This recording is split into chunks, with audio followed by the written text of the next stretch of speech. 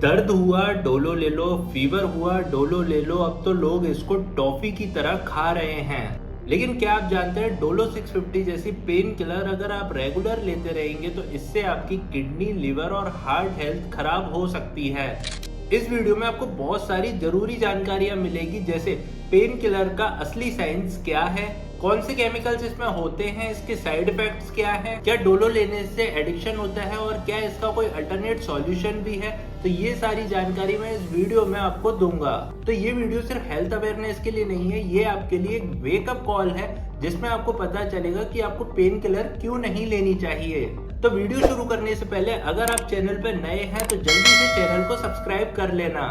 Pain killer यानी कि analgesic, ये वो मेडिसिन होती हैं जो आपके बॉडी में पेन के सेंसेशन को ब्रेन तक पहुंचने से रोकती हैं। इसका मतलब ये पेन को खत्म नहीं कर रही, बस इसके एहसास को बंद कर रही है।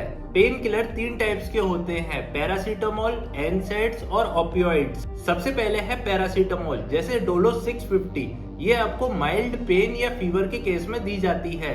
दूसरा है एनसैड्स, जैसे आइबुप्रोफेन या एस्प्रिन, ये आपको इन्फ्लेमेशन के केस में या स्वेलिंग के केस में दी जाती है। और तीसरा है ओपियोइड, जैसे मॉर्फिन या कोडीन, ये आपको हॉस्पिटल में स्ट्रॉन्ग पेन के केस में दी जाती है। डोलो 650 भारत में सबसे ज्यादा बिकने वाली मेडिसिन है। कोविड-19 के समय इसकी लगभग 350 करोड़ दवाइयां बिकी थी। लेकिन डोलो में ऐसा होता क्या है?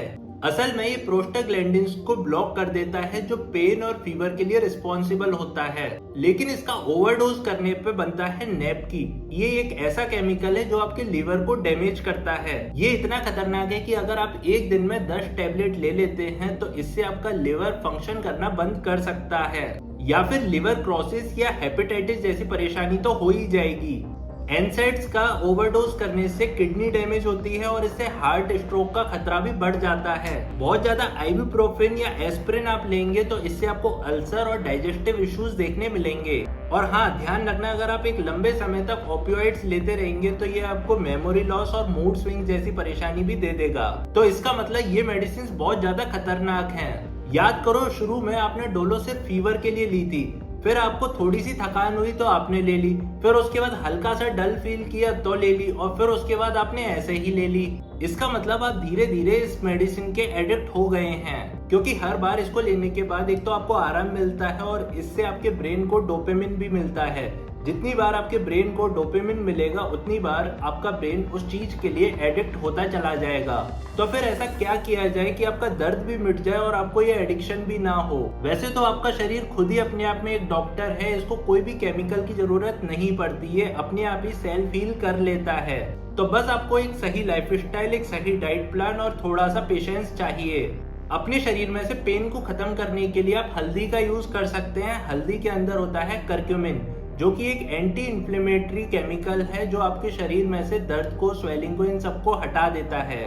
तो इसको आप हल्के गुनगुने दूध के साथ या हल्के गुनगुने पानी के साथ ले सकते हैं। तो इसमें प्रेजेंट जो करक्यूमिन है वो आपके मसल सोरनेस को खत्म कर देगा और आपके अंदर से बॉडी पेन को भी ये नष्ट कर देगा।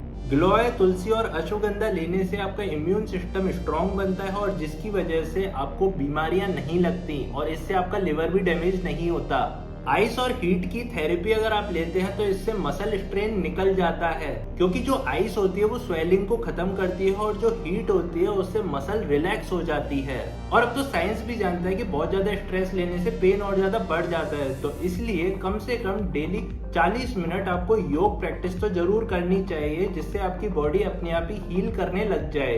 तो आई होप आपको मेरी बातें हेल्पफुल लगी होगी, और अगर ये वीडियो आपको पसंद आया तो इस वीडियो को अपने फ्रेंड और फैमिली मेंबर के साथ जरूर शेयर करना, क्योंकि अगर वो बहुत ज्यादा पेन किलर लेते होंगे तो उनको ये बात पता चल जाएगी कि पेन किलर लेना उनके लिवर, हार्ट और किडनी के लिए कितना ज्यादा नुकसानदायक हो सकता है। तो मिलते हैं अगली वीडियो में, तब तक के लिए हैव अ गुड डे।